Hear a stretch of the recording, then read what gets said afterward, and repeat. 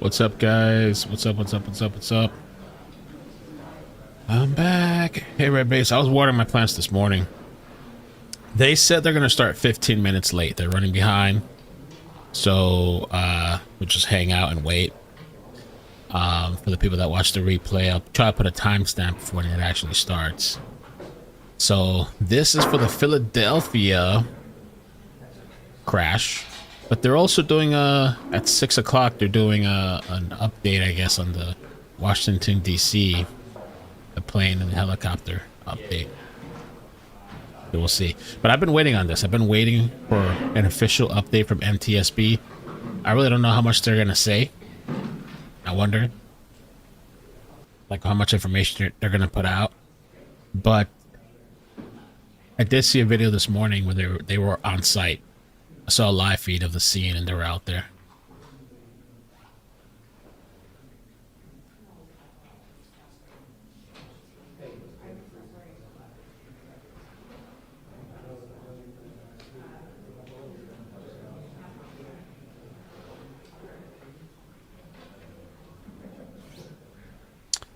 I wonder if my BIOS. So earlier today I was editing a video. I'm gonna premiere it after this live. So if you guys can help me out with that after this live stream, just watch it. It's like 8 minutes long after. But when I was editing the video, I got another blue screen of death. Windows problems. So I don't know. I have to troubleshoot that because I don't want that happening when I'm live streaming. BIOS version. Maybe I need to update my BIOS. I mean, it's fairly keep it up to date.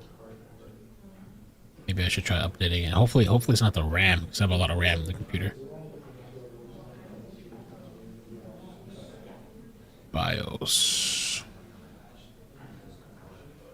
624. Okay.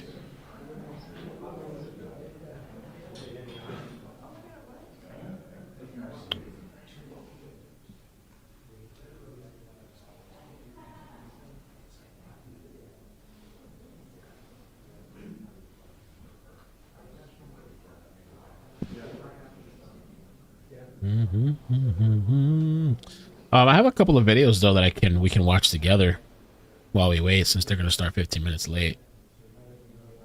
Let's see, did you guys get notifications? Looks like you probably did. We do a little tweet, email blast.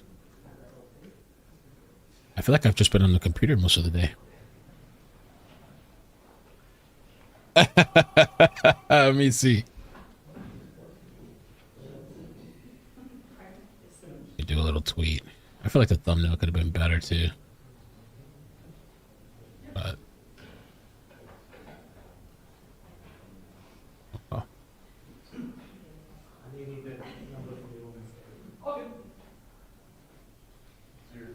Rockstrix. Amazing. Hey Jay. Oh, I thought that was JB. Jess. Hey Jess. Sue Thomas, Dragonfly, Strategy, Charmaine, Swill, Mary, Sarah.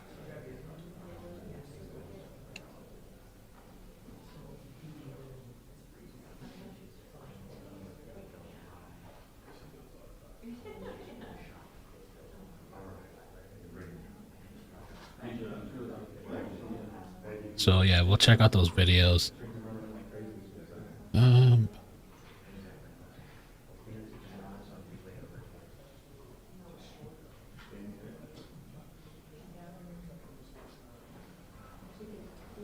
There's a new version.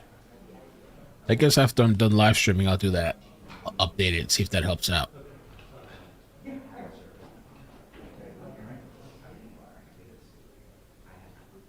Yeah. Yeah, there's definitely a new version. Alright, cool. Maybe that'll help, I'll see. Alright, so the videos then, so let me switch it up here. Let's see, they're gonna be 15 minutes late.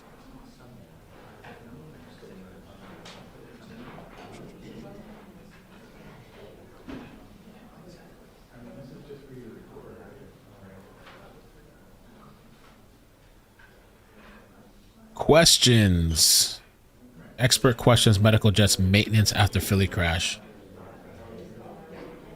Fox News alert. Terrifying video capturing the moment a medical plane carrying 6 people, including a child patient who had just been released from Shriners Hospital in Philadelphia, plummeting from the sky last night. The plane crashed into a Philadelphia mall, spraying jet fuel across the area, leaving homes burning. Here to discuss is former NTSB investigator and former Learjet pilot Alan Deal. Thanks for joining us, Mr. Deal. So when, obviously we have seen all of this pretty dramatic video of the plane crashing. What do you see as a pilot that maybe the rest of us don't necessarily understand about from watching these videos? Well, obviously the most impressive thing, the scariest thing is the angle that it descended at. We've seen this in another Learjet accident in Mexico. By the way, this was a Mexican registered Learjet, as you probably know. And I know the NTSB will be looking at the maintenance history as best they can with the Mexican authorities on this particular aircraft. But perhaps the stabilator, the tail, of course, controls the pitch angle, the nose up, down. If that failed or ran away, you could get this kind of descent. I guess what failed, the tail? Or? With the Mexican authorities on this particular aircraft, but perhaps the stabilator, the tail, of course, controls the pitch angle, the nose up, down. If that failed or ran away, you could get this kind of descent. I guess theoretically you could have also had an engine explode, and I can't tell if it's on fire on the way down or not. That's what a lot of people were kind of questioning, whether it was like, it kind of looked like it to me, but I couldn't tell. Some people think it was, but that portends probably some kind of catastrophic engine failure. But again, that's what the NTSB will have to establish, and it's going to be difficult because of the condition of the wreckage. Yeah, so when you say it was a Mexican registered Learjet, does that mean that the jet would have been on an inspection regime as prescribed by Mexican regulators as opposed to U.S. regulators? Because my understanding is that most of these Learjets in the United States anyway are pretty heavily inspected equipment. Yeah, they're supposed to follow the manufacturer's directives on maintenance and so on, but the one Learjet investigation, it was a Mexican. It was actually an American Learjet flown in Mexico, and we found out that the plane wasn't properly maintained. They may not have as good a surveillance in Mexico. I'm not saying they did. This aircraft was defective, and it's the responsibility of the Mexican authorities. I'm simply saying, in that other case, it was one that killed Jenny Rivera. That Learjet also fell out of the sky. And when I looked at the maintenance records, I just shook my head saying, oh, boy, this plane, the surveillance was not very good. And in that case, the crew was not properly qualified either. But I'm not saying this is the case now. That's what the NTSB will have to sort out in future weeks and months. Right. So obviously this comes on the heels of another tragedy in Washington, D.C. Between the American Airlines commercial flight and the Black Hawk helicopter. NTSB officials have recovered the black boxes there. What are they going to be looking for in the black box there? Well, I think the critical thing will be the Black Hawk black box, and particularly the voice. It has both voice and data, I understand. Looks like it's in good shape. And one of the theories, and I don't want to start any speculation here, but I'll mention, I've flown with night vision goggles when I did military crash investigations.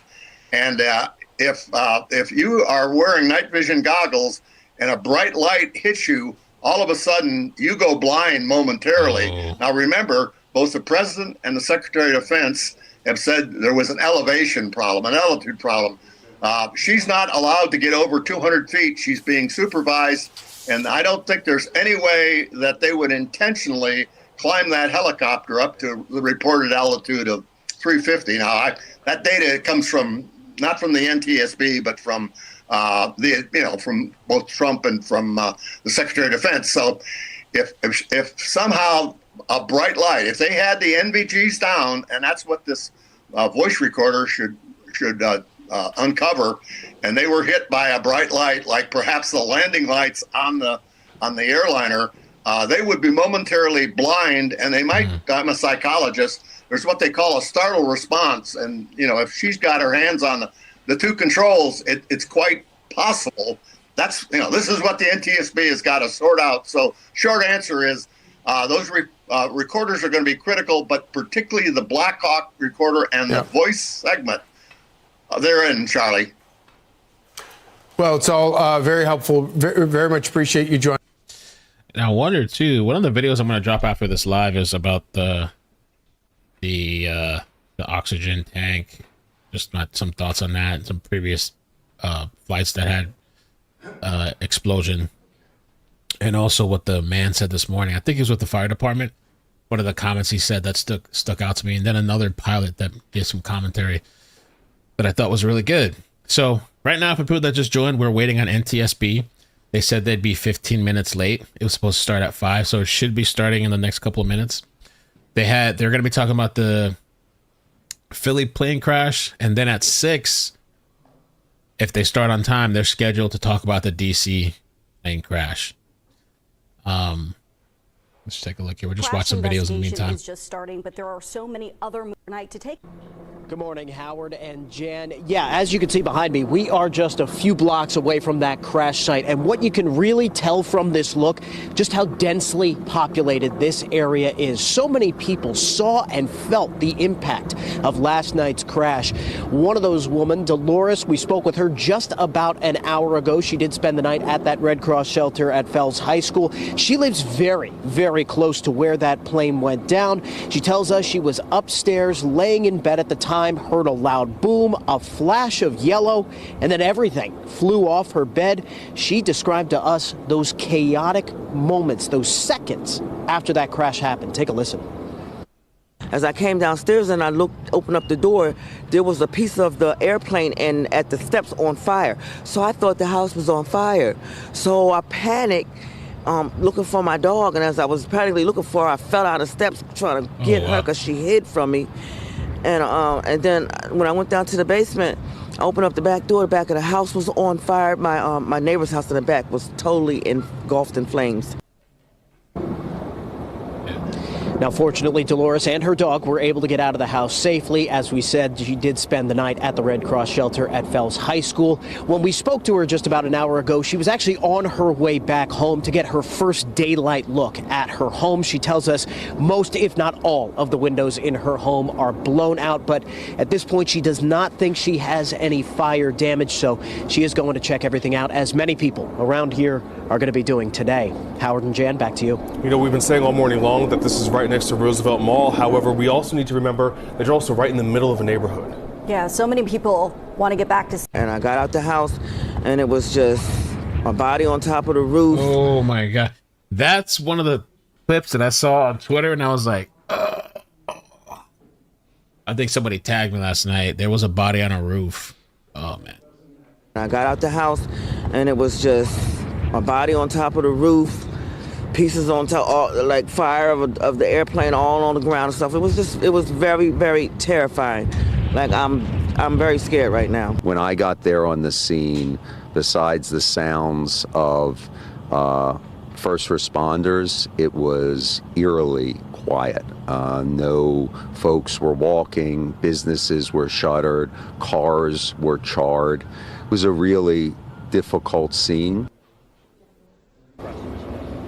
State Representative Jared Solomon, who you heard from there, he grew up in the neighborhood, he represents this area, and he echoed what we've heard from many people here, that this was just something that was completely unimaginable to them. Yeah. There was this clip too. Let me show you something. Hold on. I had it on my Twitter bookmarks. I started using bookmarks recently. It's kind of a little bit more organized. Somewhat. Oh,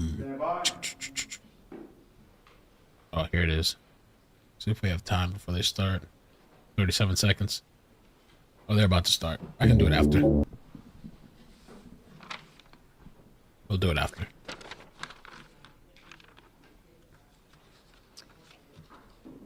Thank you for joining us. I'm Jennifer Homendy, and I'm chair of the National Transportation Safety Board. With me today is Ralph Hicks, who is a senior air safety investigator with the NTSB, and he will serve as our investigator in charge of this investigation. We call that the IIC. If you're not familiar with the National Transportation Safety Board and our mission, we are an independent federal agency that's charged by Congress with investigating every civil aviation accident in the United States and significant events in all other modes of transportation. Our entire mission is safety, to determine what happened, how it happened, and why, with the aim of preventing it from happening again. Yesterday at about 18:06 Eastern Standard Time, a Learjet 55, Mexican registration, X-ray Alpha Uniform Charlie India, call sign Mike Tango Sierra 056, was destroyed when it crashed into a commercial and residential area shortly after takeoff from Northeast Philadelphia Airport, with 6 people on board, including 2 crew members. Night instrument meteorological conditions prevailed, and an instrument flight plan had been filed for Springfield Branson National Airport in Springfield, Missouri. The air ambulance flight was operated by MedJets USA, doing business as Jet Rescue Air Ambulance, which is based in Mexico. They also have facilities in Miami. Let me take a moment to express our deepest condolences for all those who were impacted by this devastating, devastating tragedy. I also want to extend our deepest sympathies for all those who were injured in this accident. NTSB investigators began to arrive within 90 minutes of the crash, and I deployed a full GO team this morning. On scene is a total of 17 people with specific expertise in areas of aviation safety and of course, me as well. I want to say that I have really been moved by the outpouring of support for the NTSB over this past week. This morning, the U.S. Park Service flew me by helicopter up from DCA to Northeast Philadelphia Airport. Wow. And I really want to thank the U.S. Park Service because it was a very quick call and request by us. And not only did they fly me here, but they also spent some time giving me an aerial view of the accident site. That support extends to federal, state, and local officials here in the Philadelphia area, and I want to start by really thanking Mayor Parker and her entire staff. We did go over to Unified Command and met with her, met with the 2 chief deputy mayors and her staff, and I really want to thank her for her extending resources to us and for the unity that's here to get to the bottom of what occurred. I also want to thank the Secretary of Transportation, Sean Duffy, who has been very engaged not only at DCA with that accident investigation, but here in Philadelphia, and the FAA Acting Administrator, Chris Rocheleau. I also want to thank Governor Shapiro, Senator Fetterman, Senator McCormick, Congressman Boyle, Philadelphia Office of Emergency Management, Philadelphia Managing Director's Office, Philadelphia Fire Department, Philadelphia Police Department, Philadelphia Department of Licenses and Inspections, Philadelphia Streets Department, PICO, Philadelphia Gas Works, Philadelphia Department of Public Health, Philadelphia Department of Aviation, the School District of Philadelphia, Philadelphia Parks and Recreation, Philadelphia Commerce Department, Delaware Valley Intelligence Center, Free Library of Philadelphia, Pennsylvania Emergency Management Agency, the Pennsylvania State Police, the Pennsylvania Department of Transportation, the FBI, the Bureau of Alcohol, Tobacco, Firearms, and Explosives, the Federal Aviation Administration, the American Red Cross, the Salvation Army, and the Fraternal Order of Police. As you can see from this very long list, there is substantial support for this investigation. Now I'm going to turn it over to Ralph Hicks for a few minutes to talk about the flight, and then I will return to talk about the crash itself. Thank you, Chairman. Just a little bit about the flight itself. The flight originated at Opelika, Florida, yesterday afternoon about 12 p.m. The aircraft arrived at Northeast Philadelphia Airport around 2:15 p.m. in the afternoon. It was on the ground for a few hours and departed runway 24 at about 6:06 p.m. And it was, like we said, it was dark at the time and instrument conditions. The aircraft climbed to about 1,500 feet above the ground. We were looking at GPS data on the aircraft, a slight right turn followed by a slight left turn, and then a steep descent towards the ground where it crashed.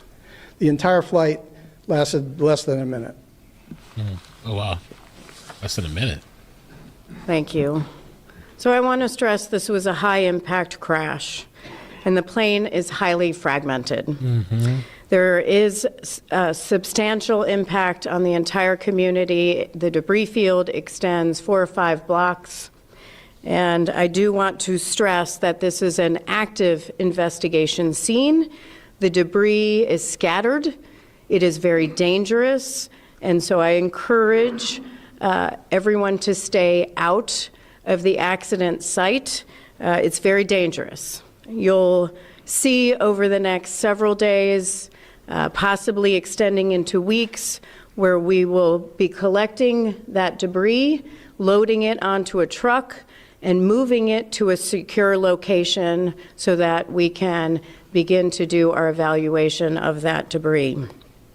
Now, I do want to mention we are still looking for the cockpit voice recorder. We have located the 2 engines, but for the cockpit voice recorder, we are still looking for it. It could be intact, but likely it is damaged. It may be fragmented. So if there are citizens or business owners or others who find debris, please email the NTSB at witness@ntsb.gov. That's witness@ntsb.gov. Now, I'm sure I will get questions about having 2 major accident investigations at one time. We are a highly skilled agency. It is not unusual for the NTSB to be investigating 2 major accidents. We have tremendous resources at both, and we will get to our findings, our probable cause, and our recommendations, and to a final investigative report. With that, I'm going to take questions. I will ask that you raise your hand, that you give me your name and your affiliation. Sir. Brian Sheehan, NBC 10 here in Philadelphia.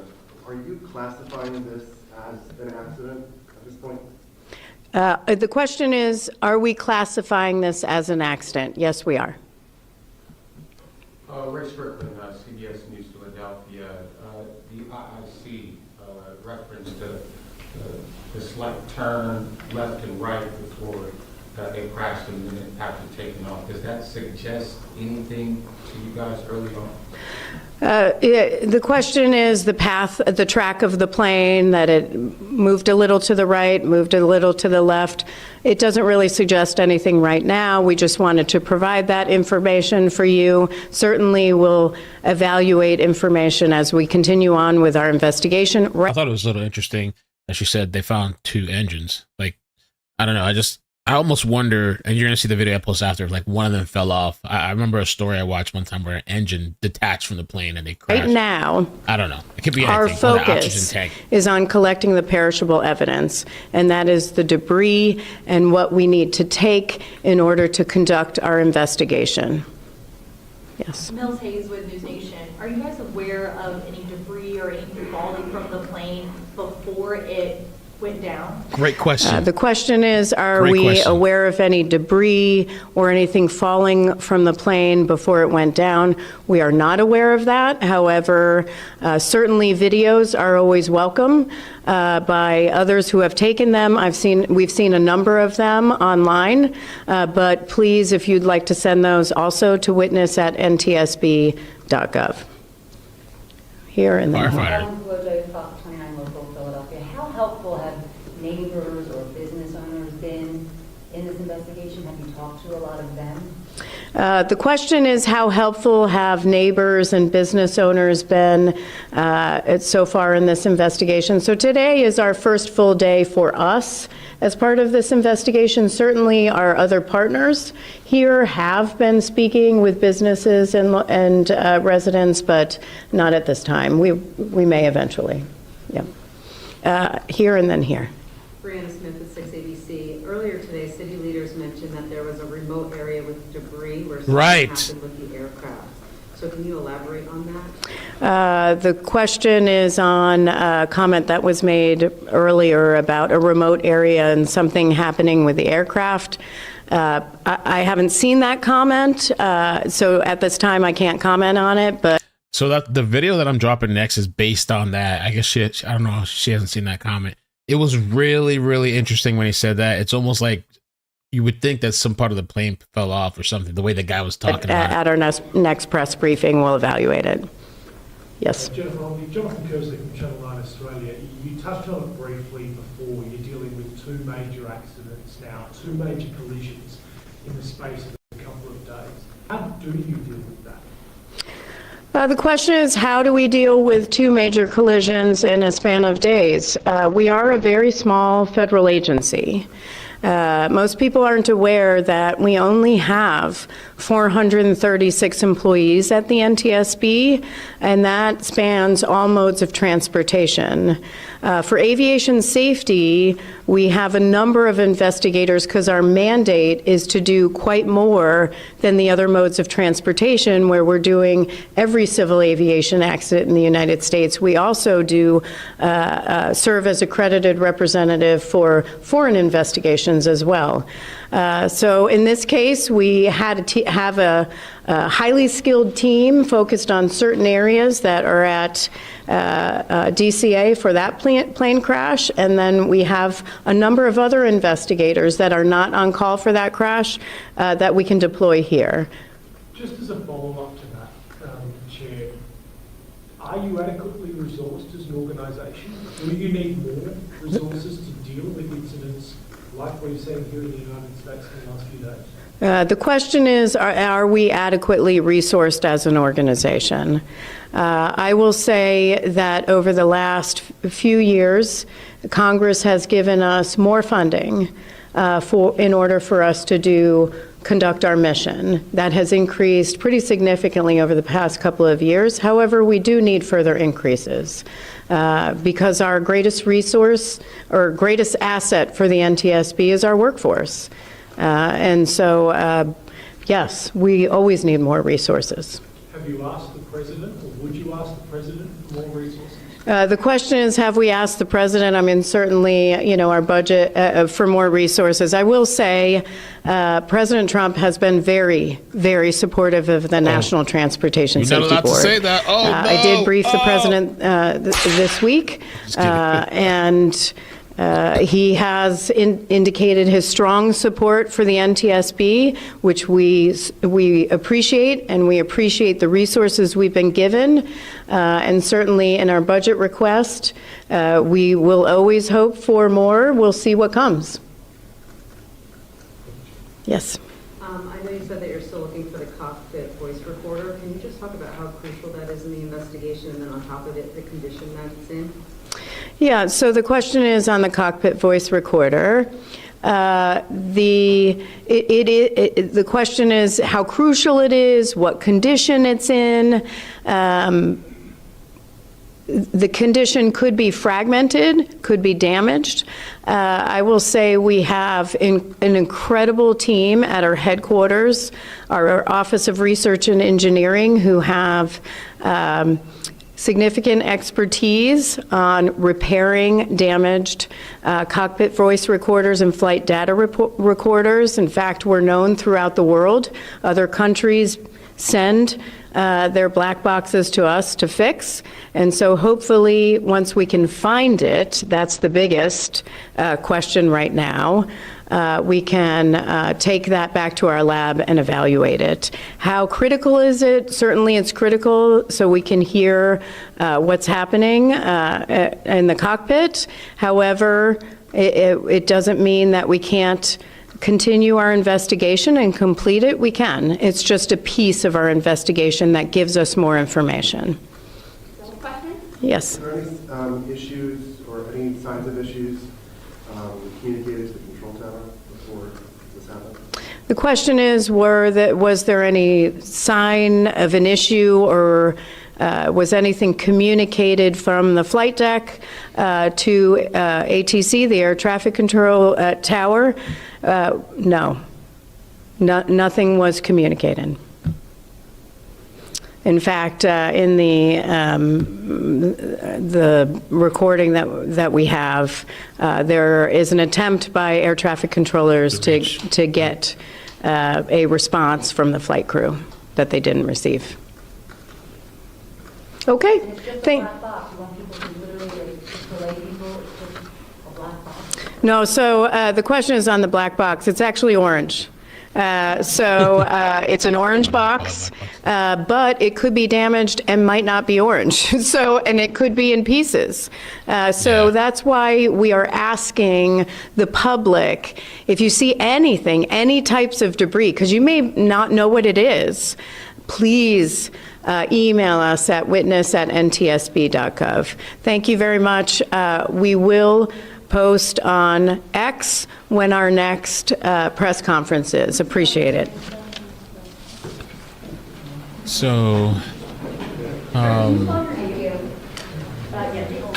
the YouTube page, it says they're doing a press conference 30 minutes at 6, or 25 minutes, really. Let me see if that's still... It's scheduled on there. I don't know if they're going to push it back, but they do have a scheduled press conference. Take a look.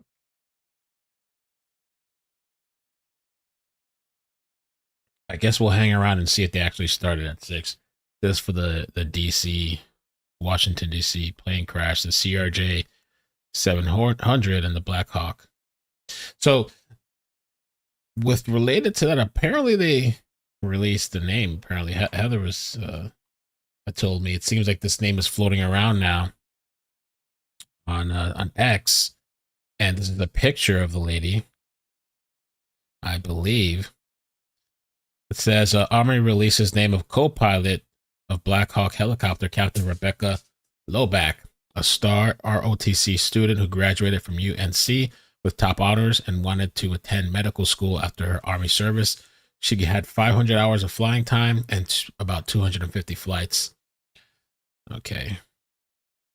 Considered on the high end of captain, according to Army officials. So that's her right there. And I guess the family released a statement as well. Let's see. Statement from the family. We are devastated by the loss of our beloved Rebecca. She was a bright star in all our lives. She was kind, generous, brilliant, funny, ambitious, and strong, and no one dreamed bigger or worked harder to achieve her goals. Rebecca began her career in the United States Army as a distinguished military graduate in the ROTC at the University of North Carolina and was in the top 20% of cadets nationwide. She achieved the rank of captain, having twice served as a platoon leader, and as a company executive officer in the 12th Aviation Battalion, Davison Army Field, Fort Belvoir, Virginia. With more than 450 hours of flight time, she earned certification as a pilot in command. After extensive testing by the most senior and experienced pilots in her battalion, Rebecca was a warrior and would not hesitate to defend her country in battle, but she was as graceful as she was fierce. In addition to her duties as an Army aviator, Rebecca was honored to serve as a White House military social aide, volunteering to support the President and First Lady in hosting countless White House events, including ceremonies, awarding the Medal of Honor and the Presidential Medal of Freedom. Rebecca cared about people, and she extended to individuals the same fearless defense she gave to this nation. She was proud of the difference she made as a certified sexual harassment and assault response and prevention SHARP victim advocate, and hoped to continue her education so she could serve this country as a physician when her time with the Army ended. She once said, "My experience with SHARP have reinforced my resolve to serve others with compassion, understanding, and the resources necessary for healing." Rebecca was many things. She was a daughter, sister, partner, and friend. She was a servant, a caregiver, an advocate, and most of all, she loved and was loved. Her life was short, but she made a difference in the lives of all who knew her.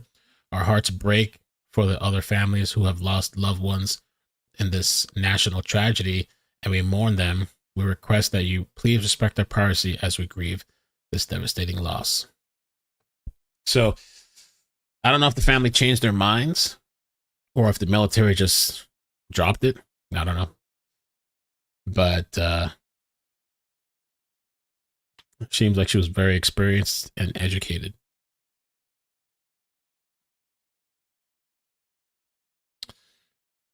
There's more pictures and clips coming out of the lady, Rebecca. Those are pictures that they dropped online.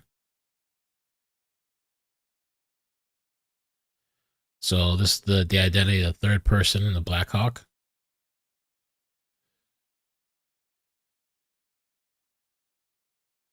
More pictures here.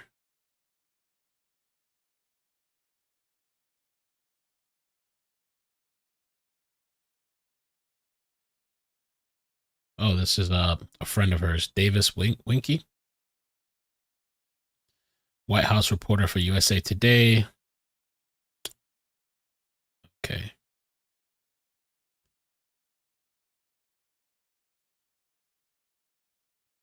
She was a few feet in front of me when she stopped, turned, and pointed out an MH-6 Little Bird, an incredibly small helicopter. She shot me a mischievous smile and said something like, "Think we can both fit?" My dear readers, I'm 6'6", and Rebecca, a former college basketball player, is 5'8", but I'll be damned if we didn't somehow stuff ourselves in that cockpit. My neck hurt, and I don't think we would have been able to fly it very well, but we were both beaming in the selfie she took.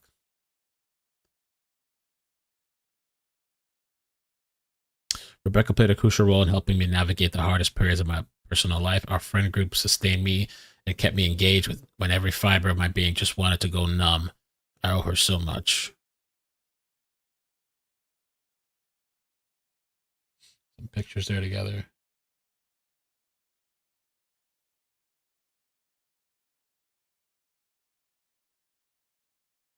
Yeah, it's crazy, man. How does that happen? I don't get it.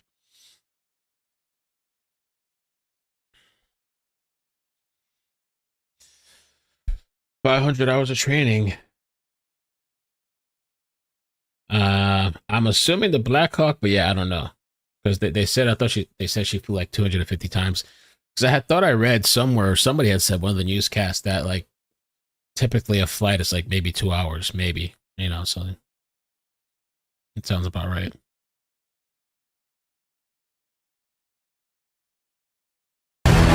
Yeah, they've named her now officially. Bro, this is crazy. Completely unrelated, but I guess there was like a police chase. And this person drove on the pier. What the fuck is going on? Bro. I think he was about that life. He should have just driven off the pier. Dude, oh, they're shooting? Oh shit, what happened? Wait, why are they shooting? Oh my god. Hold on, let me make sure they don't show anything. No, you can't see anything. Okay, you don't see anything, but they are shooting.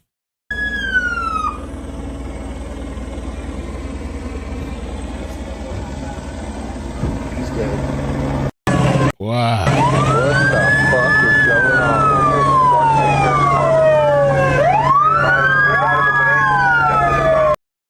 So they just started popping. I don't know what happened previously. Maybe he was shooting at them, or for some reason they just started shooting at that guy. Damn.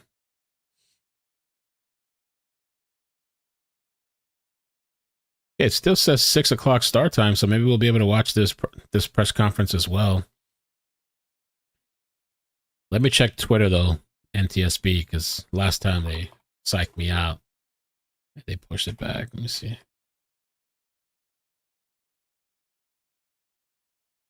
I think it's still happening.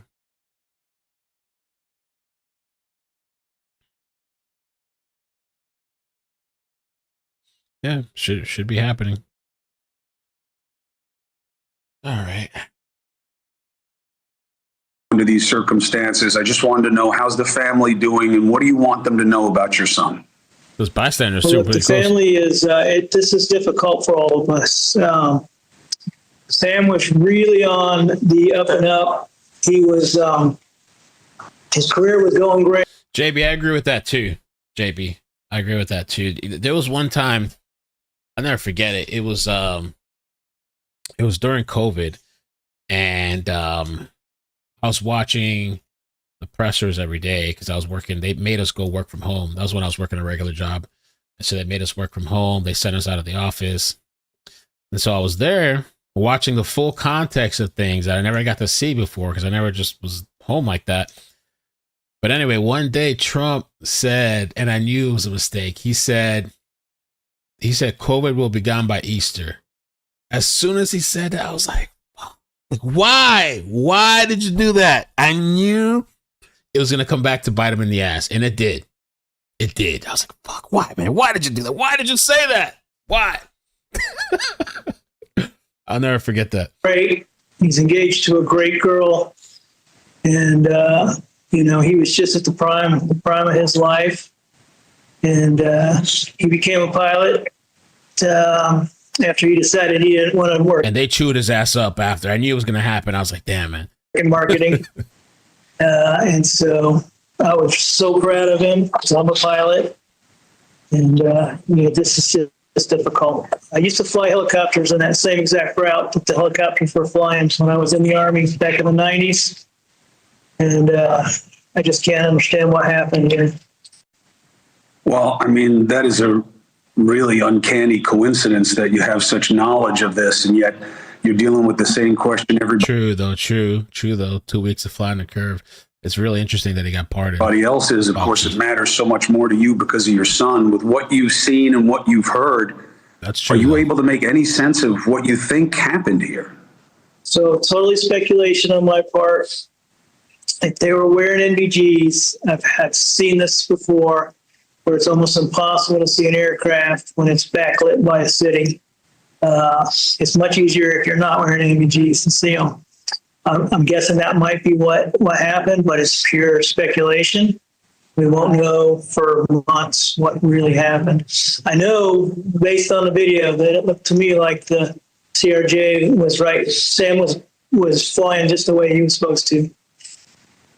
Yeah, that I think most people have kind of come to the consensus, unless there's, obviously, who knows, maybe there's something we don't know, but that pilot on the Washington, D.C., the jet, the commercial plane, I don't think he did anything wrong. Have you heard the air traffic control chatter, and does that help you understand anything? I've only heard a little of it. What I heard was that the helicopter was told to go behind the CRJ, and they made a grave error, which is just terrible. It is absolutely terrible, and I'm so sorry for you and your family, and obviously all the families involved in this, on the helicopter side and on the regional jet.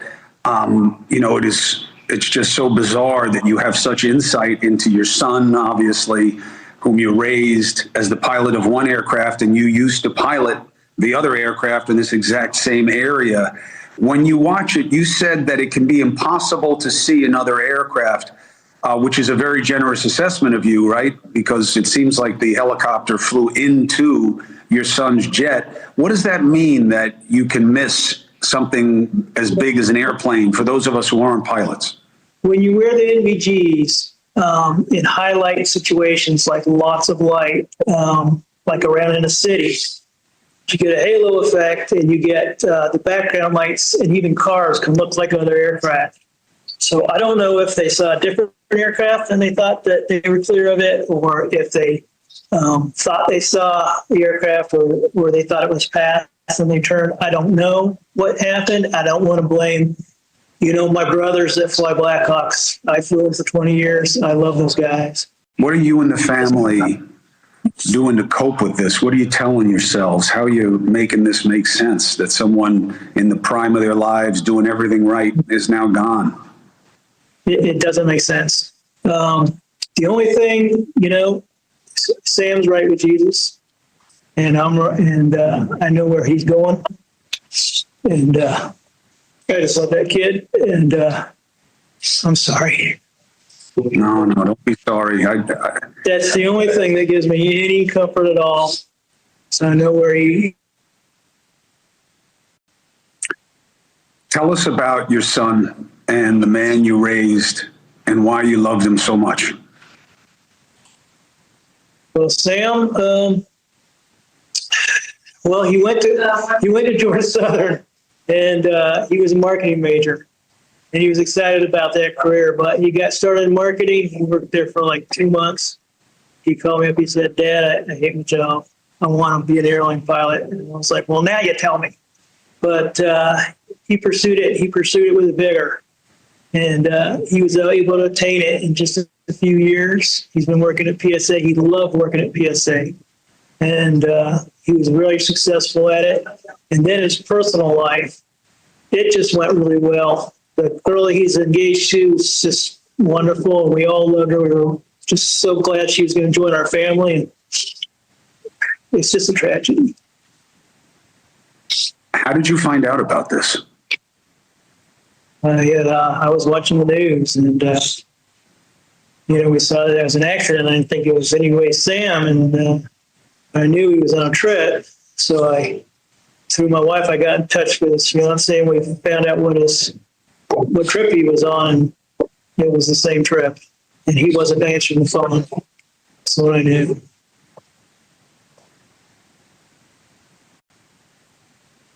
What did you tell yourself when you were answering his phone?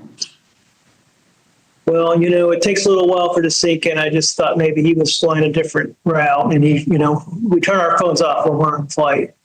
And so he was really good about doing that. So I just figured maybe he was on another flight, but when it started sinking that it really was him, it's just, I just fell apart. Oh, man. What do you want to know as this investigation goes on? Does any of it matter to you? It's not that I don't want to blame anybody, but I would like to know exactly what happened. And I just want to find a way to make sure it doesn't happen again. Nobody else should have to go through this. What do you want people to know about your son, and what should be remembered about his life? What are you going to hold on to, other than obviously this incident? This is just the end, but it's not what he was about. What do you want people to know about what he was about and what you'll remember about your son? Well, he was living life to the fullest. He was a very kind man. He helped other people a lot. And he was just really happy. He was in a happy place. And he was a Christian, so that's the best part of it. When you say he was a Christian, how did he live his faith, and what did it mean to him that gives you a little bit of solace now? Well, for instance, when he was a teenager, he raised $5,000 for a well in Africa because he wanted to help other people. Look, I don't think I can go on. Young guy. Listen, Tim, I don't want you to. I just wanted to make sure that people understand that your son was much more than this incident and that he was living a life that should be remembered for the right reasons. And I'm so sorry for your family, and I appreciate you for being able to not just help us learn about your son, but learn about the Blackhawks and this route that you actually flew. I mean, I don't know how you could have more connection to this. Is there anything that I can do, that we can do, that'll make this easier for you or less agonizing? Is there anything you need? Just need time. Just need time. My family and my time. Lots of prayers. Well, look, I'll make sure you have my number. If anybody's bothering you guys or there's anything said that you don't want or is not true or anything like that, if you call me, I'll do everything I can to make sure that everything that's put out is right and that it meets the family's expectations. All right. Thank you so much. Here, but for the grace. What a beautiful guy. You can understand why he raised a son that he's so proud of. Now that family, 60 some others, who knows how big the web is of people who were influenced and loved and cared for by the people who are now gone. Yeah, really crazy. So the thing says it's starting in 6 minutes, so we'll see. We'll give it a few. We'll see if it starts at 6 p.m. We get some type of fee for the DC plane crash, if they got any updates with that. I mean, this stuff is probably going to take a while, honestly, to get some real updates. There's another clip that I just saw. Let's see here. So this is the guy, you guys might remember him. It's the guy that when the DC plane thing was happening, the news media interviewed him and they were talking about like, oh, when was the last time you heard from your wife and blah, blah. And he showed his phone. There was like a text or something. And I thought she said something like, we're about to land. Well, it looks like they maybe interviewed him again. It's just feels crazy that it happened to us, to be honest. I mean, it's like you see these things happen in the news, you see them happen in other countries, and then I show up to the airport and my wife's not responding, and I look on Twitter and I see that it's her flight. Went above and beyond and then took a giant leap over that. You know, when it came for doing things for other people, for me, for her parents, for my parents. Raza says they met in college in Indiana, and now just 2 years after their wedding, he has to plan her funeral. I'm gonna wait for a phone call, I think. Life is short. Hug your loved ones. Tell them you love them. When they're getting on a flight, check up on them. Text your family when you land. Yeah. Okay, we're waiting. There's some massive protests going on too. I think this is an anti-deportation protest, mass deportation protest. This is in Atlanta, I think. A lot of people out there.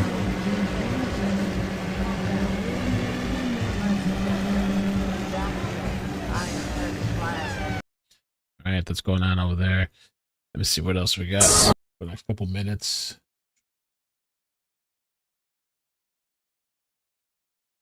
Mama's love. Oh, this was them earlier in the day. I think this is the one where I might have seen NTSB out there. I'm not sure.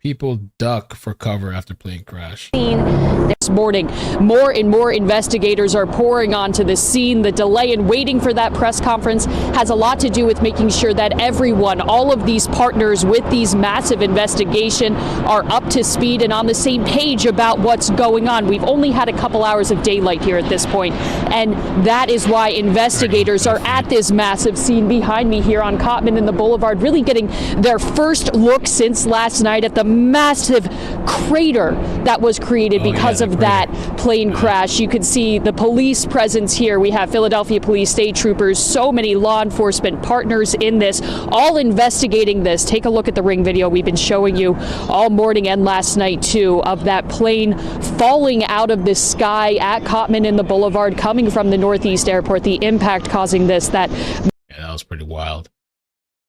So there's some news stations that have launched, and it does look like they're about to do another presser So the first press conference, if you missed it, it was at the beginning of this live stream. So if you want to rewind, you can. That was on the Philadelphia plane crash, and now they're about to do an update on the Washington D.C. plane crash. So I figure we just might as well just do both 2 in 1, right? Knock them out. See what they have to say about this the D.C. situation. While we wait, though, there is this clip I was going to show earlier. Somebody here said they don't believe it's a coincidence. 3 plane crashes in a week. Not a coincidence. And so this clip was posted. I don't know if you guys see. I saw this one. This was I forgot how much. I thought Elon Musk said. I thought this thing cost. I don't know if it was millions or billions. This fighter jet. And if you see on the right hand side, there's a guy that ejected. He's in a parachute. This happened recently. I don't know what happened with this jet. Look at this thing. Shit, for a second, it almost looked like it was going to fly back into him. I guess that's him right there. Yeah. Wow. Look at that. The landing gear up. And then this was the DC plane crash. I don't know about the copyright on that, but DC plane crash. And then, of course, the Philly. Be next. People think it's a coincidence. I mean, not a coincidence. Major plane crashes. The topic right now on Twitter is the third pilot that the name was released. The focus check.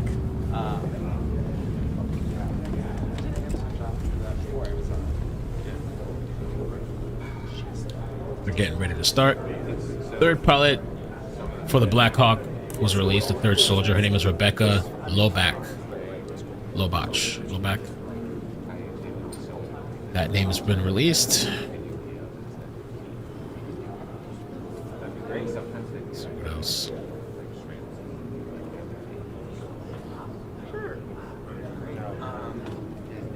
I mean, they get it ready every time it's a new one.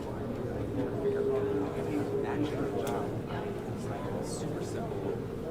I was wondering that, Alex, when they said that she was like an AA for the White House and all that stuff. I guess it was Biden. It's not a lot of look, but it was like Must be since Trump just got in, I guess.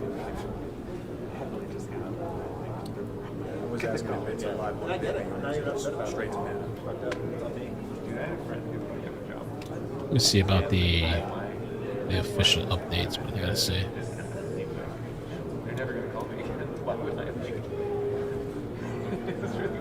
So the official death count for Philly is 7 and 19 injured. Could change. We're starting in 2 minutes. Okay, perfect.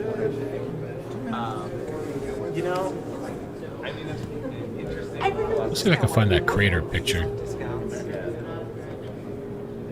That would be pretty good, actually. I should just call it a loss. And his went up with like high machine. No, he wasn't even. How many planes have crashed since 125? So far in the U.S., there have been 8 plane crashes in the U.S., including bird strikes and single aircraft accidents.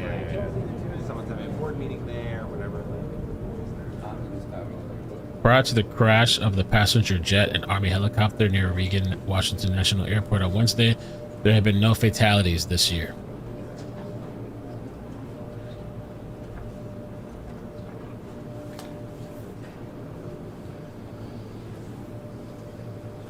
Yes, Amy, we are waiting any second for NTSB officials to come by and to hopefully provide an update about this crash. In the meantime, I kind of get you caught up. This is where the site will be able to. Here's the crater. So for those that haven't seen it, the impact.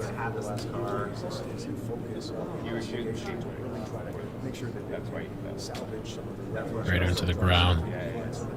This is the update that we got today, just within the last hour. One of them's all I got is a cannon. People have been recovered. 38 victims have been. Somebody say you mean where the bomb hit? Jeez. I know. We also learned during the news conference what they would extract from the 2000. Apparently they're protesting in New York too. Or is this? I wonder if it's the same one.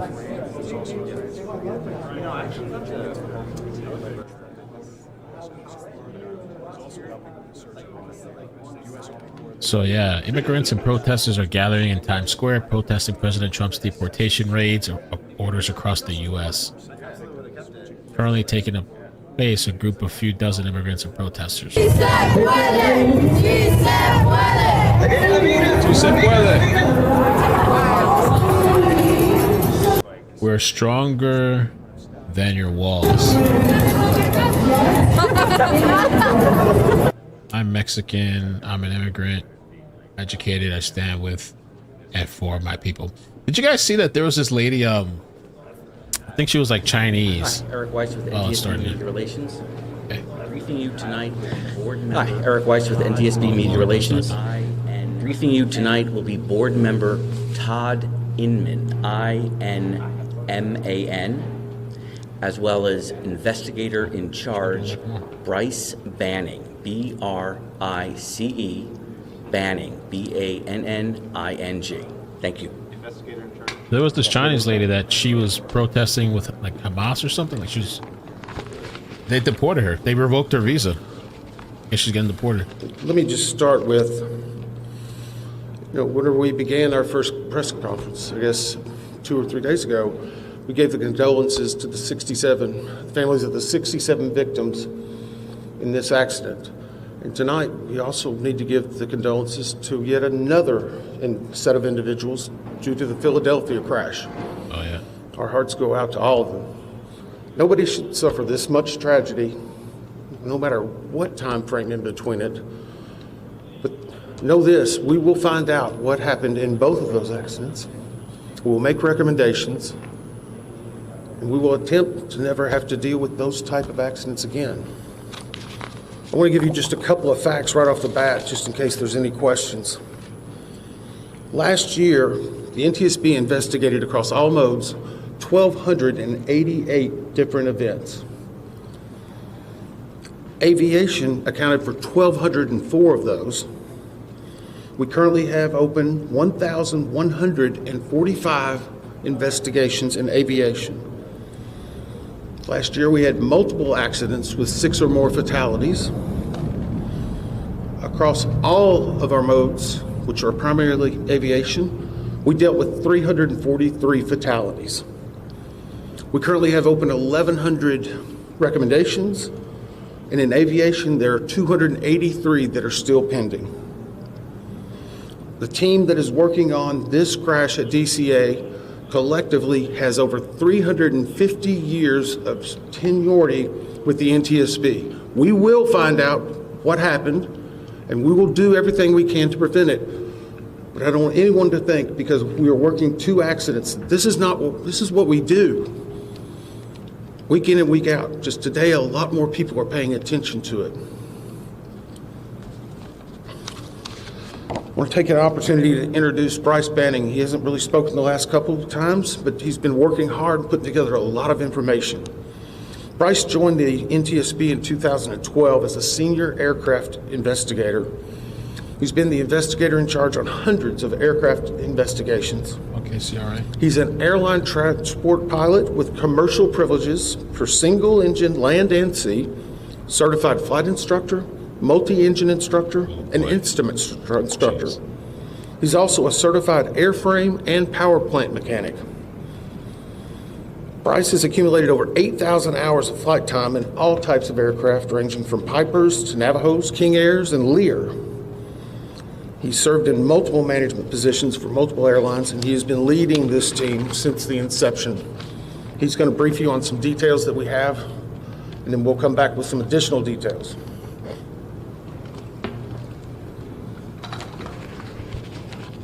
Thank you. The flight data recorder and the cockpit voice recorder from the PSA aircraft were recovered on Thursday in the late afternoon by the FBI dive team. The CVR and the FDR were provided to engineers at the NTSB Vehicle Recorders Division immediately after recovery. Both the FDR and the CVR were a L3 Harris Communications FA 2100 type. Both recorders are solid-state memory digital recorders. Both the CVR and the FDR were downloaded successfully. Oh, good. The FDR contains about 400 parameters and is currently being analyzed by a FDR working group consisting of the NTSB, FAA, and PSA. The CVR contained about 2 hours and 4 minutes of good quality audio. ADSB and FDR time were correlated. Timing will continue to be refined. Times are in Eastern Standard Time and are preliminary. The FDR captures the entirety of the accident flight. The CVR audio, because it is only 2 hours in duration, starts mid-flight. Prior to initial descent, the crew briefed the arrival for the Troops 5 arrival, followed by an ILS approach to runway 1 at DCA. Around 8:15, the aircraft left 37,000 feet for an initial descent. At 8:39:10, Potomac approach cleared the crew for the Mount Vernon visual runway 1 approach. At 8:43:06, the crew made initial contact with the DCA tower. The tower controller then asked if the crew could switch to runway 33. After a brief discussion between the crew, they agreed to runway 33. At 8:45:27, the autopilot was disconnected. At 8:46:01, a radio transmission from the tower was audible, informing Pat 25 that traffic just south of the Wilson Bridge was a CRJ at 1,200 feet circling to runway 33. At 8:46:29, the crew received a 1,000-foot automated call-out.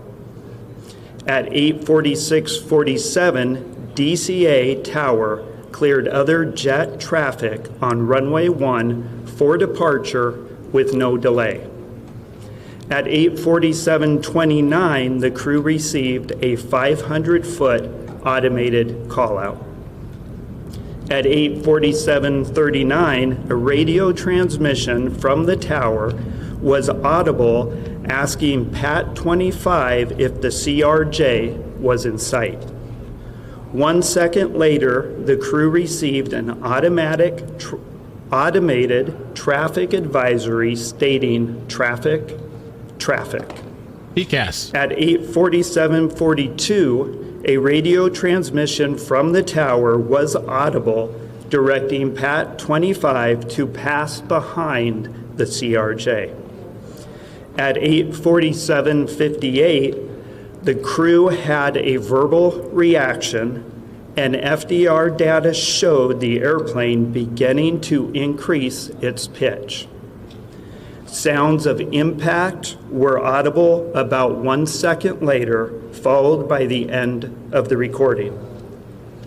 A CVR group consisting of party representatives from the NTSB, PSA, ALPA, and the FAA has been convened. The group is currently working to transcribe the entirety of the CVR recording verbatim. Thank you.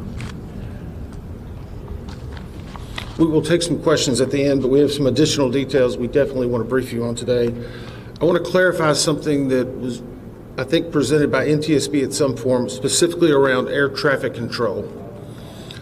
The Washington DCA tower was communicating out any transmission on a VHF and UHF frequency. Any transmission would come out on both bands.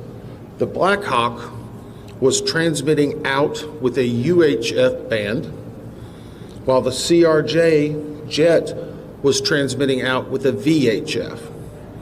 To put that in context, both The airplane and the helicopter would hear any air traffic control, but they would not hear each other. The other aircraft or helicopter, conversely, if they were transmitting out. I bring that up because we are now working through the transcript of the air traffic control, and many people have heard online different recordings. Those do not contain the UHF radio transmissions. What they're hearing is the VHF recorded on certain software programs. As we synchronize the timing on that, we hope to be able to release it tomorrow. We do have it. We're working through the synchronization because the specific time will be very critical. Now, a few updates in regard to the Black Hawk helicopter. We can verify it was on a training flight that would utilize night vision goggles. We do not know at this time if the night vision goggles were actively being worn, nor what the setting may be. Further investigation should be able to let us know if that occurred and what factor it may play in the overall accident. We do know that and we announced the combination CVR and the flight data recorder was extracted last night from the aircraft. When it was brought to our lab and opened, there was a water intrusion. Again, this is not uncommon. If you recall in the CRJ, that cockpit voice recorder also had a water intrusion. It is going through the same process of iodized water until it's put into a vacuum oven. We still are very confident we will have that data. On the Black Hawk, we can confirm that we are looking into a priority air transport, and that's where you hear PAT, that on the prior day, PAT-11 yeah, was in close contact with a Republic Air flight. The Republic Air flight rejected the landing and did a go-around. The reason we are bringing this up is our data currently shows there was over 1,000 feet of separation between those two aircraft. 1,000 feet is a good safety barrier. Obviously, the pilot made its own decision in rejecting the landing. We just wanted to bring that fact out. It will be considered in the overall evaluation of this accident. So now let's go on to controllers.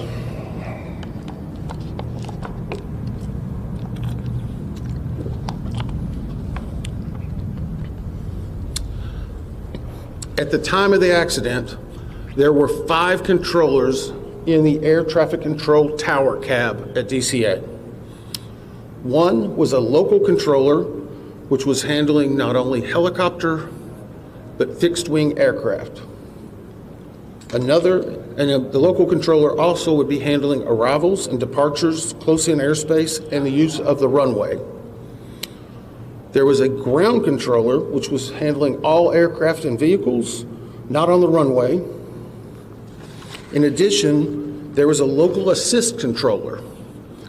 This person is responsible for assisting the local controller in any type of actions that are needing, reviewing data, scanning the field, a multitude of different things. You will not hear the assistant controller on any of the ATC tapes, but we can confirm that person was in the cab. In addition, there's an operations supervisor who has direct oversight over the tower. This is someone who manages everyone that's involved in the operation, along with an operational supervisor in training. That leads us to confirm there were 5 people in the tower at the time of the accident. At this time, we have interviewed the local controller, the ground controller, and the local assist controller.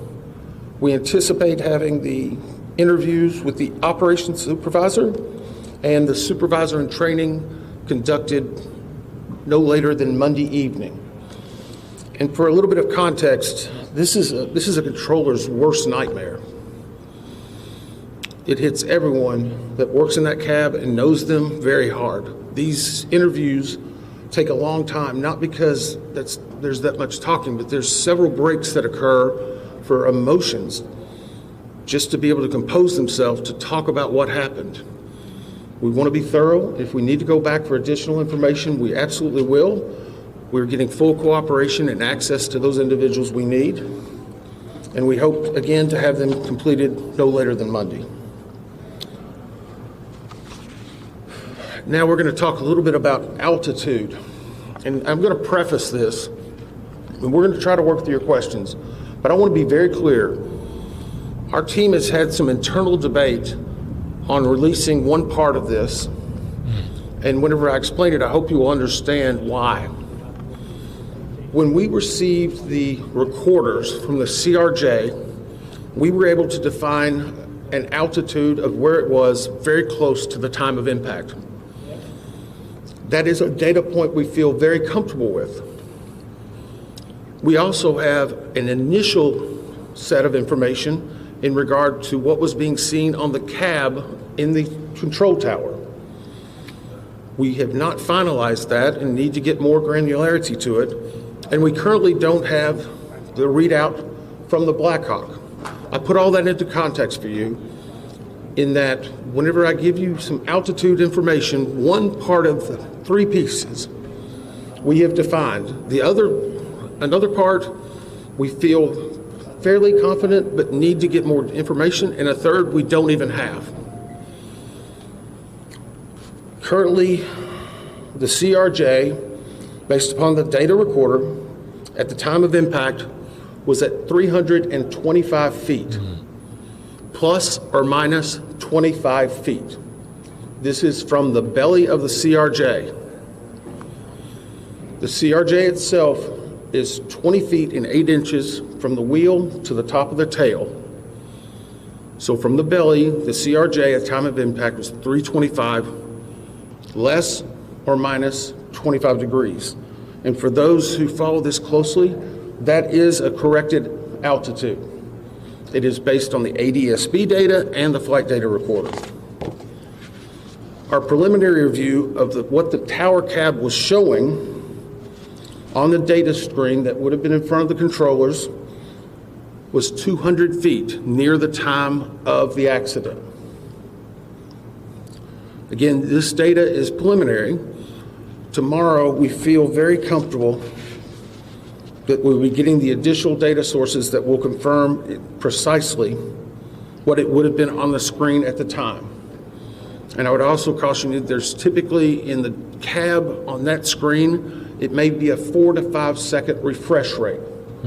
But obviously, this is something that we're going to be looking at very closely. The third prong of that is the helicopter recorders. Between those three, whenever we have those data points finalized, we feel that we'll be very comfortable in saying exactly what altitude this occurred at. And I know that's been a lot of speculation. You may have a few questions on it, but I want to caution, we're trying to give you what information we have and we verified at that time. With that, we'll take some questions. Just one second. Ma'am? Claudia from the AP. So you said that the altitude, and the recorder recorded the altitude of the CRJ. Was it trying to pull up before the collision? That's what I was wondering too. It seemed like The question was the altitude that was read from the NTSB and the voice recorder was trying to pull up. I can tell you at one point very close to the impact, there was a slight change in pitch, an increase in pitch. That is something that we will get you more detail on, but it was an indication of an increase in pitch. Thank you, Todd Grady, Triple with Fox. So are you also saying that there was a 100-foot discrepancy between what the air traffic controller was seeing on the screen in front of them and what the height, the altitude of the plane? There was a 100 feet difference?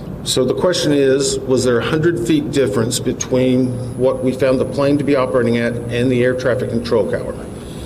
I'm saying the initial data we have on the control tower cab says 200 feet would have been visualized. This is a fairly good estimate, but it needs to be finalized. I shouldn't say estimate. It's a fairly good initial read. It needs to be finalized. And again, the CRJ was operating at 325 feet, plus or minus 25. And how common is it that the two aircraft would be operating on different frequencies with the same control tower? The question is, how common would it be that the two aircraft would be operating on separate frequencies? It is completely common. Military operates on one frequency, civilian on another. We're just trying to clarify that because you're only reading or hearing some things online, so we're trying to get out and dispel some myths. Yes, sir. Mr. Edmund, Dave Lavelle with DC News Now. At this point, you've given us the CRJ, but can you speculate on the altitude of the PAT at this point? We cannot speculate. The question is, can we give any information on the altitude of the PAT? We cannot at this point. Obviously, an impact occurred, and I would say when an impact occurs, that is typically where the altitude of both aircraft were at the moment. But again, when we have the data from the recorder, we will be able to give you more specific.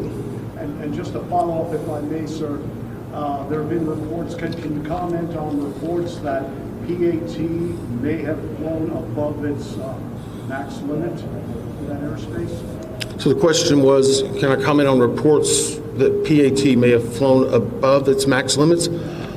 No, because I haven't heard that.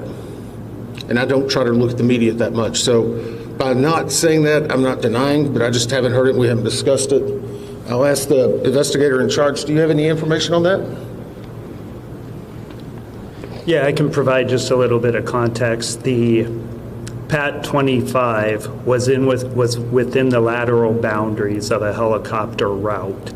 The ceiling of that route was 200 feet. As Member Inman said, we have not got the data out of the FDR for the Black Hawk at this time, but that's what we know. But the ceiling's 200, then it was above it, wasn't it? Didn't it say Hey, we're 300 gonna go something? down here. A collision? Kaplan with Fox 5 here in DC. You mentioned as you walked through the timeline that there was a broadcast over the cockpit of traffic.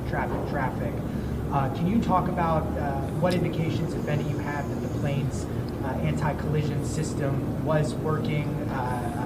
It's my understanding that that broadcast goes out if the system has been activated. Can you comment on what you've learned about the anti-collision system? The question is about the traffic that was heard on the cockpit voice recorder. I can say this, we're defining what is inside of each system and what they were outputting. Because of the unique nature of military aircraft, we need additional specialization, which we have. But for right now, we're trying to present you with what we've heard, so we need further information to be able to find why it was indicating traffic. Yes? The night goggles, how will you determine if they were wearing the night goggles or not? The question was, how will we determine if they were wearing the night vision goggles or not? Part of that will be based, and we already know during the extraction of the bodies, how they were presented and what was around them. I can say that impact was very significant. And so it will take additional analysis of their helmets, the attached areas. We're looking to find if the night vision goggle bags, whenever we extract the aircraft, are they empty? Are they found in the debris field? There's a lot of different variables we need to find out before we determine that. Yes? Thanks, Chase Williams from Fox Business. I know that it was 4 minutes before impact that there was a runway switch. They switched to 33. How routine is that? And is that enough lead time for pilots and other traffic in the area to be aware of, a change in the patterns? Okay, so the question was in regard to, and the term you used was runway switch. And we briefed this yesterday. The CRJ was on approach to runway 33. They'd been brought in that way. As they were coming in, they were asked by the air traffic control, could they accept, or sorry, let me reverse that. They were coming in on runway 1. As they were on approach, the air traffic controller said, can you accept runway 33? That is not an uncommon occurrence at DCA. It creates an arcing of the flight path, so it's very normal. Pilots were able to discuss it. They accepted it. They appear to be on a proper, at least, lineup at that time. So right now, we'll evaluate it with all the other facts and data, but it it is what it is at this point, I guess. Yes, sir. Yeah, Dominic Louis with NTSB Washington. I just asked a question about the staffing of the air tower. Can you tell me if that's common for it to have that level of staffing, or is it traditionally more people inside of the cabin? The question was the staffing at the time of the actual accident with the 5 individuals. I have not gotten an update from the air traffic control people. I know the primary thing we wanted to get was exactly that, and there's been discussions because, again, typical can change based on the day of the week, the time, the weather. So we will not categorize anything as typical right now until we can present it in a better fashion. Yes, sir. Eric Gilchrist with NBC News. If I heard you correctly, you said that the tower was able to see the airplane at 200 feet. The tower instruments read it at 200 feet. Did it not read where the helicopter was at the same time? The question was, it was reading the airplane. And could it not read the helicopter? It could read the helicopter. And the reason why I'm saying it could, and this is again getting into more specific information, the definition that's needed for us to evaluate that further will be downloaded tomorrow. Do you want to answer a little bit on how those control towers, or I'm happy to continue. Okay. Those monitors obviously assimilate different pieces of information. So our initial read was showing that. We're giving you the 200 feet as indicative of the CRJ. I don't want to speculate specifically on the Black Hawk.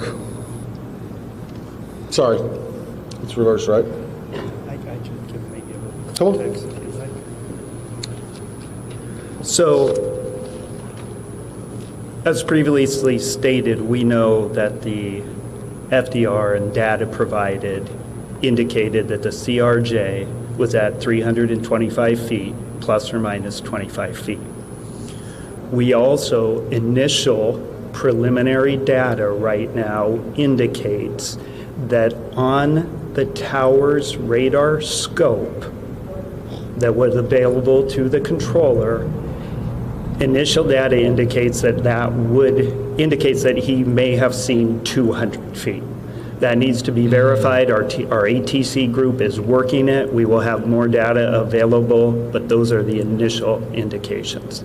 And no indication for the Black Hawk, though, on that screen at that same time? The data that I'm talking about, the 200-foot data that would have been available on that radar scope, that was the Black Hawk. The 325-foot that we've given you is ADSB data, FDR data, other data combined to get an accurate altitude of the CRJ, 325 plus or minus 25. The radar data, where that helicopter is down at 200 feet, it has less fidelity. So our team is looking into that, but I think it's important to note that this is a complex investigation. There's a lot of pieces here. Our team is working very hard to gather this data, make sure we, as Member Inman has said, understand why this happened. Sorry, Bryce, can I... Hang on, I'll call on people. Well, try me. That the CRJ was showing at 375 feet, where Black Hawk was showing at 200. So the question again, and I'm going to try to say this one more time, the CRJ, it's confusing. At the time of impact, based on ADSB data and the voice and the data and the flight recorder, shows that airplane was positioned at 325 feet plus or minus 25 feet. On the radar scope in the cab, our preliminary review shows that the Black Hawk helicopter would have visualized at 200 feet. It's not as defined. That is preliminary. We will get more significant information. We wanted to present the 325 plus or minus because we knew that. We have good certainty with it, but without presenting it with the radar scope information or with presenting that, it could cause some conflict. So I'm going to be very careful to make sure we still have a lot more work to do. These are one of thousands of data points and will be hundreds of thousands of pages. We're trying to release the information as we know it and make sure we're giving the best information that's accurate and learning from it. Yep. Berman, yesterday you talked about spending time with some of the victims' families. Can you describe any sort of update today with them? Well, the question is about spending time with the members' families. Yeah, I spent several hours with them today. There's more, there's some new, there's some that have been there for 3 days. There's some that want to give us hugs. There's some that are just mad and angry. They're just all hurt, and they still want answers, and we want to give them answers. And the most devastating thing, I guess, today was they watched the news last night. They know their loved ones were recovering. They're thinking, is it going to take longer? Am I not going to be finding my loved one? How will this affect it? That's hard. I mean, it's horrible. It's horrible, and no one has to suffer this. So yeah, it is hard on them. They have a lot of questions. They haven't been through this. Unfortunately, we have a lot of experts. We've done 1,000, but that doesn't mean it's not completely new to them. What's really horrible, though, is that these things are happening. You know, I keep a challenge coin. Whenever I first got to the NTSB, they asked, it's a challenge coin you hand to people as a sign of gratitude and respect. In front of it has the seal and the name. I said, what do you want to put on the back? This was on the front door of our training center where the TW-800 was for many years. From tragedy, we draw knowledge to improve the safety for us all. That's what we're doing right now. We're dealing with tragedy, but we need to improve safety. We need 200 plus recommendations fixed. We need people to take action. Unfortunately, at some point, all of you are going to be gone. We're still going to have the investigation open. We're going to make recommendations. We go to East Palestine, a community that gets devastated. Still nothing's happened. We have several hundred recommendations open for aviation. You want to do something about it? Adopt the recommendation of the NTSB. You'll save lives. Get off and do something. I don't want to have to meet with another set of those parents like that again. Not fair. Could be your family. Sorry, I didn't mean to take it out on you. It's just hard. Sorry. Yeah. I have two, and I just want to follow up because I want to make sure I understand the elevation question correctly. The flight data recorder on the CRJ is showing 325 plus or minus 25. That's correct, right? The question is, and I apologize, I've said this 3 or 4 times, on the CRJ, the flight data recorder that has been localized from the ADSB data and other is showing the time of impact. It was at 325 plus or minus 25 feet. Okay. The 200 feet inside of the air traffic control cab was for the helicopter. Is that the question again? What the preliminary data that we have not validated yet and are still trying to verify was that the radar scope was showing the helicopter at 200 feet. Now again, you can have, we're not saying plus or minus because we don't really know that. It's not as granular. We will have the exact data set tomorrow evening. We knew you would have some questions, so please be responsible in reporting this. We need more info, but we know that some of that information is coming out and we're trying to provide it. No more. Sorry, I've answered the same question several times. Sorry. Damn. Honestly, it was a little confusing, and I'm kind of glad the reporter answered. I mean, I kind of thought that's what it was, but like, it's just weird. So the jet commercial plane is showing that it was like at 325 minus or plus 25, but the tower was reading the chopper at 200 feet. So how does, and I know they're saying it's preliminary, but like, how does and it goes back to like, we read some articles and we covered some of this. They said that their systems are out of date and they don't want to update these systems. So, is there potentially 100 plus feet discrepancy? Even so, even if they thought the chopper was at 200 and the plane was at 3, that's still too close to me. I think that's really still too close, Next question. Go ahead. This is just a clarification point on this topic. I understand what the... And honestly, the way reporter asked it, he probably could, and the way he answered it, he could have just did that the first time, and I think it would have been clear. Radar scope in the ATC cap was showing, and what the black box showed you from the CRJ. I guess the question is, what would explain the discrepancy, which appears to be 100 feet, when clearly they hit each other? There you go. But he's going to say it again. So the question is, what would explain the discrepancy? The answer That's what our job is to figure that out. That's what we're doing. We get sassy. That's the reason we're giving you information to dispel some information that may be out there. We're the gold standard across the world because we tell the facts. And sometimes we have to give a little bit something preliminary so that you don't have an improper picture. That's what we're trying to do. Thank you. Thank you very much.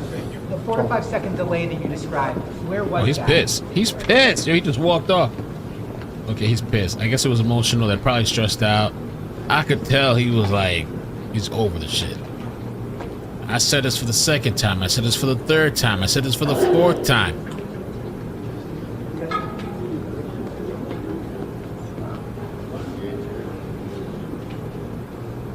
And they're meeting with families, and so families want answers and they have questions and stuff.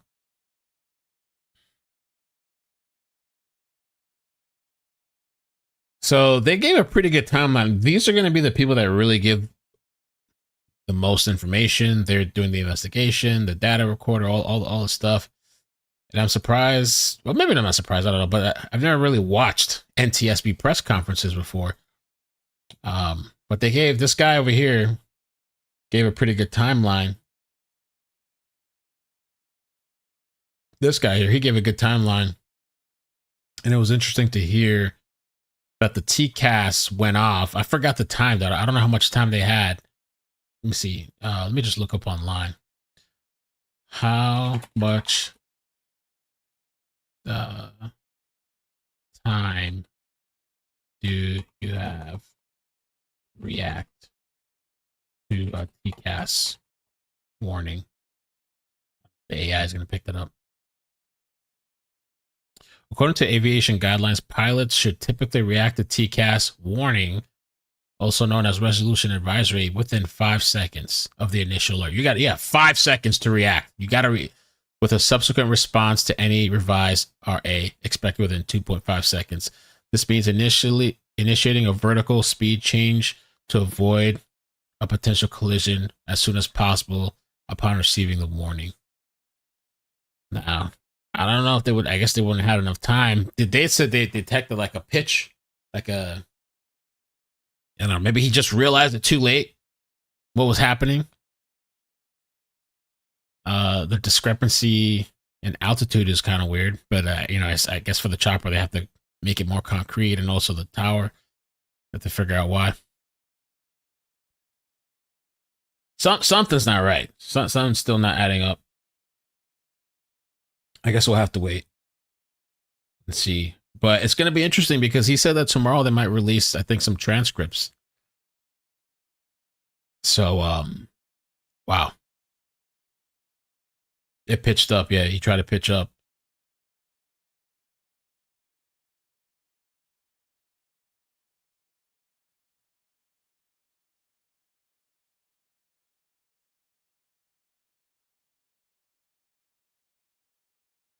TCAS is off. That Jeremiah, yeah, that's what somebody told me, I think yesterday or the day before, that TCAS, well, what he said, this person said that TCAS doesn't function really, like under 1,000.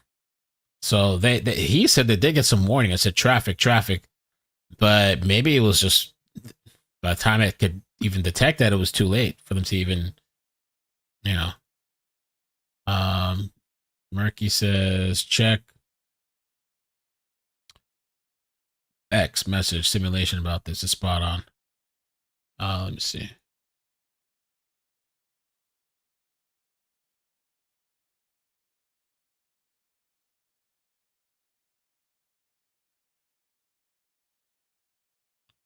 Okay.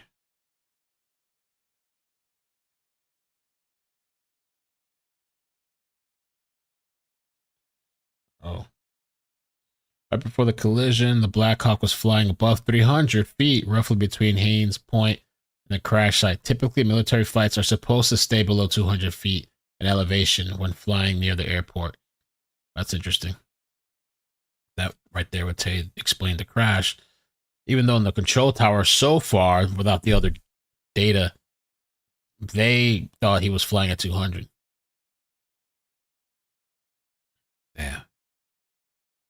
Only 19 seconds later, the horror of the two colliding aircraft became clear. At 8:48 p.m., an urgent announcement went out from the Regional National Airport's control tower. Crash. Okay. I saw a 3D rendering. That was pretty interesting too. But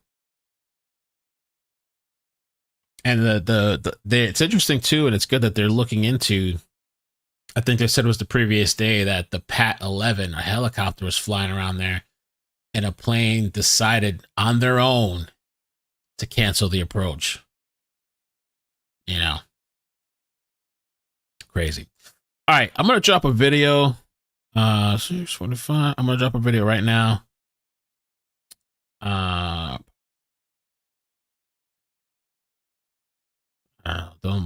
Don't worry about the YouTube music, but I'll drop a little short video, 8 minutes long. If you guys could just go support, just watch the video. It's 8 minutes long. It's about the DC plane. I'm going to redirect you guys there. And we'll see what happens the rest of the night. I don't know if anything else is going to happen. If anything else breaking happens, or if there's a police chase or whatever, I'll come back on. If not, I will see you guys tomorrow, because it looks like they're going to be doing some press conferences tomorrow. And it looks like NTSB is like working around the clock to get information. All right. So I'll see you guys in a minute.